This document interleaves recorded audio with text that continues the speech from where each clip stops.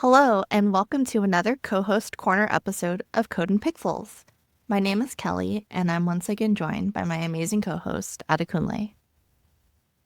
Thanks, Kelly. Today we'll be chatting about portfolios and getting hired as a UX engineer. And the first question is, how do you go about creating your portfolio? Do you use a template? Do you go from scratch? Um, this is a interesting question. I never use a template because I'm like, it's if I am a let's say I'm a seamstress or I like to make clothes. It'd be weird for me to wear someone else's clothes if I could make my own clothes. So it's the same thing with like your portfolio. Like you gotta show your creativity and whatnot. So I always tell people like to kind of the first one, just build them from scratch, just so you kind of have the memory of like how to build a portfolio. And then if you eventually want to like use a template in the future, that's fine. But I think it's always good to kind of start from scratch. I'm wondering, Kelly, what's your thoughts on this? Wait, you're telling me a seamstress can't buy clothes? Is that what you're telling me? I'm not saying that. I'm saying that let's say you go in like you got invited to a fashion show or whatever like that, and you come in, and then I'm like, oh, that's a nice shoe. Where is that from? You're like, oh, it's Marc Jacobs. Then I'm gonna look at you sideways. If that makes sense. I mean, I'm thinking about convenience, like getting something up and running fast. And I see your point. Like you want to showcase your own creativity, your own skills. I did make my own. I made my own site, but I don't know, like looking back, I feel like I could have invested that time in the actual projects I want to highlight instead.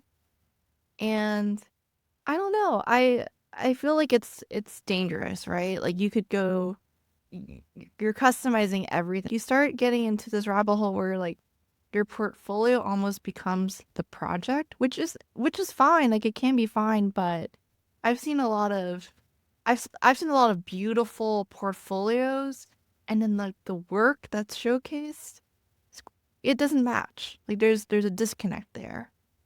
So I would say like I think the strong portfolios I see, like their website matches the tone of the projects they're showcasing. I think that there's some value in that of that cohesion. That's a good point. And I would say like, and I guess there's a difference because there's like a portfolio website and then an actual portfolio. I do think you should focus on the portfolio first. So I've done it where it's like I literally have a Google Slides, and that's like my portfolio. Like that's where I go to kind of showcase the content, all that stuff. You should definitely focus on that first. But if you want to have like a portfolio site, I think it's always good to kind of spend time like doing something that's customized. And also you have AI. So I'm like, hey AI, I like typography, loud colors, blah blah blah. Give me a couple ideas for a site, and then they give me, and then you could kind of play with it, and making sure like it feels like more like you. But that's kind of how I think about it right now, where it's like it's you can kind of do it very fast now with AI, like before back in the day where it's like, oh, I need to like come up with a mood board and then all those stuff, and then 1 year later you're like, okay, I'm ready to build my site. So, And it's already out of but date. It's out of date by then. oh yeah, that's happened to me so many times. Like back in the day when my first portfolio site was like Flash. So, but I think it's important to kind of time box it because you could be building your site forever. So Yeah, like you're doing stuff with liquid glass now, and who knows that's how long that trend will last. how much you bet there's gonna be a lot of portfolio sites that has liquid glass style. I Oh, I I bet bet. you. I already saw the Figma shader come out, or they're working on it, so I can only imagine. But I wanna ask you more about you. You're talking about slides and your portfolio. How did you pick slides, and like how do you showcase work in slides? All right, so it's kind of interesting. So I remember back in college, or I think it might be before college, but was kind of the case where I actually had to print out like I was doing graphic design, so I actually print out and put them in like an actual binder. So it was kind of the case where I'm like, I just have the same thing where I'm like, I always have slides because I've tried to do in a case where I had a portfolio site and I could like walk through people like that, but it was like, this is so weird. Like I got to scroll and then things and you can't even see the photo. So it was like, since day one, I had the slides and whatnot. So I think it's always a case where you should have them because you can kind of focus on the storytelling. And then I take whatever in that slides, like all the content stuff I've added there, and then add it to the portfolio site. And sometimes I just like it's more light on the site because that's kind of like the appetizer. But if you want the entree, then you have to like talk to me if that makes sense. Ooh, I like that. Like a teaser. I like that. That's a good idea. Uh, have you thought about syncing that content? I thought about like I haven't. It's been a while. I haven't thought about it, but that's something that I probably need to do in the future because I'm like always changing it. And I think you get to a point when you're like working the career for so long. Now that I have like three different types of portfolios, I have one that has like all of my projects, and that is like literally like 150 slides, which is kind of crazy. And then I have a one that's focused on product design, and I have one that's focused on design systems. Um, so it's kind of the same thing, but then like I have to always make sure when I'm changing a copy in one place, I have to change it in another place. But I think that's kind of the future where it's like I want to have like a CMS for my portfolio content. Well, what about you? I am all over the place. I tried doing a portfolio just in Figma of my design systems work, and that was interesting. This was before Figma slides, by the way. This is old school Figma and manually linking each frame together, and that was not great. Uh, I'm glad that Figma slides is now a thing. And I mean, it's very similar, right, to your slides approach, where it was nice that you have all your content just up front and center, and you don't have to worry about scrolling. I wish like I could showcase like the interaction side better. I wish there was a way to like incorporate coded experiences directly there with design. I think that's a piece that's missing right now because like there's not really a good way to showcase that end-to-end skill set. Like, hey, I can design this thing and code it, and like this is how it will go. It's because the whole point is you are responsible for taking something that's an idea, a design, like it's a plan, right? A project, a blueprint of what you want the experience to be, and then you're making it real. And I know with AI, a lot of you mentioned like it's blurring a lot of that UX engineering space because like, well, why do you need a UX engineer now? Because I can just describe what I want in AI and how they're produced. And I think that is a valid concern. But I think that also brings a new level of understanding of what a UX engineer is responsible for. Yeah, I agree. It's I've seen budget for portfolios where it's like they were like talk about like, oh yeah, everything went well. We did like we had the perfect team. We scoped it out. It was all good. And I was like, come on, like it's not like that. I want to see the good stuff. I want to see the bad stuff. Like what went well, what went wrong. Like who was like what was some of the things that were difficult, and then you had to kind of navigate around. I think that's kind of how I try to like when I tell people or ask them to kind of showcase their portfolios, like doing all that kind of stuff because the main reason and one of the things I like about UX engineering is like you're sitting in between design engineers. So you have two people, two like disciplines that you have to make happy and you kind of have to speak the language. So if designer was like, hey, we got to do this thing, you got to have to translate that to the engineers and vice versa, which sometimes is like, you're like stuck in the middle. And I think another thing that's super important is like be able to kind of sell and influence, which I like it's kind of like politics, and I hate politics. But I was like, you know what? Sometimes you gotta do it. Sometimes you gotta, you feel like you're running for mayor, and you gotta like talk to people and showcase and like, give high fives and whatnot. But it's ultimately like what you have to do because you're trying to take an idea from concept to completion and sell it to different people and get people, the ball rolling. Because I've been in places where with a bunch of designers and then talking about like, hey, we should do this and that and blah blah blah, and talking about the same thing for 3 months, and I'm like, you know what, I'm just gonna build it and see what happens. And I think that's some things that um what I've seen in good like UX engineer portfolios is kind of the case of like that stakeholder management and like how do you like navigate the complexity and whatnot. And a lot of it's like prototyping or doing workshops or doing some sort of like crazy eights exercise and whatnot. So kind of like how do you like get people's ideas and be able to kind of push it forward, push the project forward, if that makes sense. Yeah, like making it real because I think there's a lot of, I don't want to say like used car sales tactic, It is but actually. I think like my biggest pet peeve is when things are oversold or things are described as, oh, it just magically work. I can't stand that. Especially when it comes to design system tooling, because a lot of it is, like you said, it's selling it. So I think some folks go over the top and they're like, oh yeah, it just magically does this, especially with around things like design tokens and you have a magic component, AI driven, and it sounds exciting. Like it sounds like who doesn't want this AI powered drop down menu thing?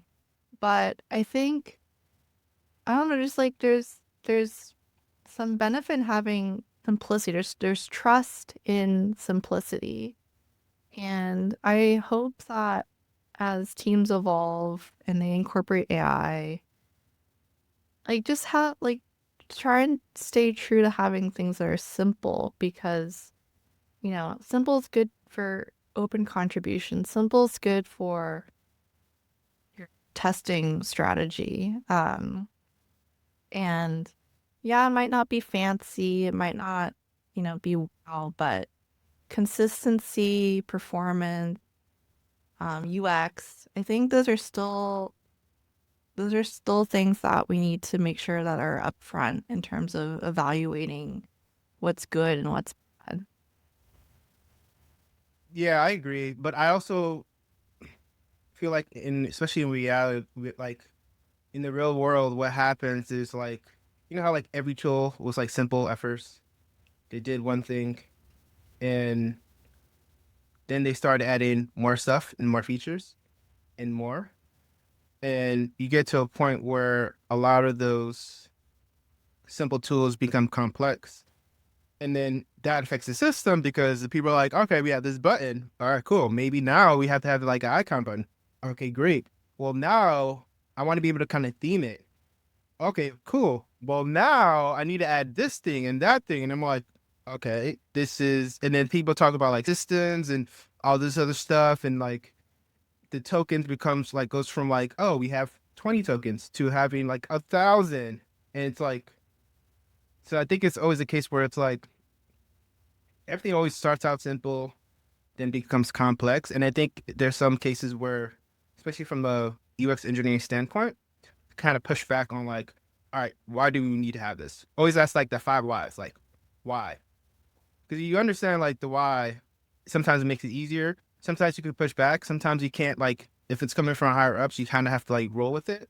But um, I always think about it where it's like, hey, yeah, you might have a simple system now, but it might have to scale based off the business, and in that case, having to be able to be flexible with that stuff. And I hate it, but sometimes it has to be. So Yeah, it reminds me of when I only had like one subscription to like Netflix, and now it's like you got Hulu and HBO Max and Paramount Plus and Peacock, and it's like, what happened? Like this used to be simple. Now we're back to where we started, except I'm paying way more. no, that's the thing. I was literally someone was saying, you didn't have cable. Like it's cable, but worse because we were paying double. And I was like, wait. And I just started canceling things left and right. I was like, I'm gonna go with. I was like, but I think that's a perfect example of how it was simple at first. Like we had Netflix, it had all the things, and now if I want to watch something specific, I have to like research like where is it being streamed at and go And there. I'm find the like, right bundle deal and then find out, yeah. he's like, well, you can log in with Hulu and all that. I was like, oh, because this is like it was like, oh, I want to log into Disney, but I have to go through Hulu to go. I was like, this is confusing. This is no way going to scale well. And people are getting fatigued about it. And I think it's the same thing with like when people think about systems, where it's like if your system is too complex, less people are going to use it. And then if less people are using it, that means they're kind of doing it on their own, and things are going to be less cohesive. So Exactly. So, speaking of weird interactions with sign up and sign on, I wanted to talk about what are some red flags or things to avoid in a portfolio. there's a couple for me. I think top one is definitely if you're only showing like mock-ups, that's a definitely red flag because again, if you're a UX engineer, it's more about like it's the visuals are important, but it's all about like the interactions, also like the story. So I want to know like, hey, you got to this point, how did you get there? Who did you work with? All the other stuff. So I think that's kind of like one of the red flags. The second one is like not being clear about what you did um, for a particular project. And I used to do it in the past where I'm like, hey, like we did this and that. And they were like, what did you actually do? And I was like, well, I did this. And I was like, it was kind of weird. So now it's like, you got to own it. Like, all right, I did like, we were a team of three. Divine to conquer the work, I was focusing on like motion and I did all the prototypes and whatever like that. You have to be very clear and concise of like what you did and whatnot. And then I guess the last thing I would say is not not showcasing like what went wrong. I think a lot of time would like I've seen portfolio be like, oh yeah, we did this and that, blah, blah, happy, we like celebrated, we had some champagne. I'm like, it's never like that. Like it's like a movie where it's like something always like you're a hero, you always have to go back that bad moment of like, hey, something went wrong, and then you kind of figure it out and done some work and you kind of get the solution you want. So I think that's kind of the case where like be upfront about like the struggles and the challenges because I think that's gonna show to whoever you're interviewing for like how persistent you are or how you're able to kind of navigate, stakeholder and all these challenges. So I would say those are like my top three red flags. What about you? I would say I I would say not having a responsive portfolio is the first red flag. I was recently asked to review one, and I mean, I'm usually on my phone. Like 99% of the time when I'm on social media like LinkedIn or something and someone hits me up, I'm gonna click on a link on my phone. And so if your site isn't responsive, that's gonna be the first thing that I go, hmm, did you not look at this on your phone? Did this not occur as something to test? Like, so that's my first question of like, how? Um, I would also say I've seen some portfolios where I had to read a lot of context. Like, context is good. Don't get me wrong, context is good. But I had to read like chapters. I read a whole novel before I saw like the first screenshot. Like lots of befores, right? There was lots of build up, like, oh, look at this is bad. This look how terrible this is. I'm like, okay, okay, like, setting the scene. And I'm just I'm reading like, oh, then we did, first we did like, user testing, great, all, and then we got the mood boards. I'm like, okay, like, they're go I mean, it's detailed, but I'm like, what am I looking at here? And so finally you scroll, and finally get to, the big reveal. And I'm like, all right, you set me up, you built up this big, you built up the story, and I get to the end, I'm like, this is it? This, you spent all this time, budget, resources, this? This is what I'm like, okay, well, maybe I'm missing something. Maybe I'm too harsh. Like, let's see what the conversion rates like. Let's see what happened with the data. There's no data. There's nothing. Oh yeah, I agree. I think it's important, especially when that setup to be very succinct. So like use images and use bullet points, no more than five, to kind of set up the whole story and whatnot. And then from there, the big meat should be like, how'd you go from it being, oh, this is bad, to like, all right, actually solving the solution, and then you talk about the challenges and results afterwards. Um, and that Yeah, if it doesn't fit on a Google slide, you've messed up. and that's why I use Google Slide, even though the product is not it's not as flashy as Figma, but I was like, it helps put what like matters on the actual page. So usually I have it where it's like results, and I talk about like, hey, I increase usage by X amount, and I've done this or that. Like that's where you can do it, and you do it in bullet points, so that's like it's very digestible, and also no matter who you like, in some cases, as a UX engineer, you might be reporting to a designer, you might be reporting to the engineer, and they might be interested in two different things, but both of them are always concerned about what's the impact, like how do you move the needle, and if you focus on that, like you, you're already like better than 80% of people, because people are like, yeah, we did this and that and animation and all this other stuff. But I was like, okay, cool. Like, how did it move the needle? So That's actually a good point. I think I've had few people ask me. They're like, "Oh, well, I don't know how to get those numbers. Or, like, I don't know how I get the data back." I would say, depending on your team or how your team is structured, typically product managers have that information. They're very good about getting that info. Um, Also, if you have any type of like querying available to you, um, that would also be useful. Maybe you could like look up, uh, depending on what you're using, you can see like dashboards, Splunk queries, whatnot, things that you can see like users, like how many users, first time users, things like that could be helpful. Conversion rates as well. Um, and just generally like, think about like what a business cares about, those types of numbers. If you're struggling with not knowing like what to showcase.